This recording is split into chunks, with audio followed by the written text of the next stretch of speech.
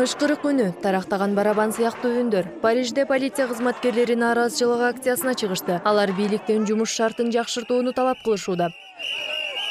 Ошондой эле аткарып жатышкан оор кызматтарга жараша жакшы айлык маяна төлөнбөй жатканына нааразы экенин кошумчалашат.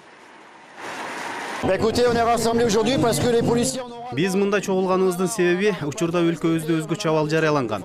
Ага байланыштуу көптөгөн оор тапшырмалар берилип жатат. Бирок ошого жараша бизге эмгек акы төлөнбөй жатат. Бул биздин дарегибизге болгон урматсыздык деп айтаар элек. Өтө оор. Баарыбыз кыйналып кеттик. Кандай кырдаал болбосун, полиция кызматкерлери көчөдө жүрөт. Биз жөн гана жумуштагы шарттарыбызды жакшыртып берүүнү талап кылабыз.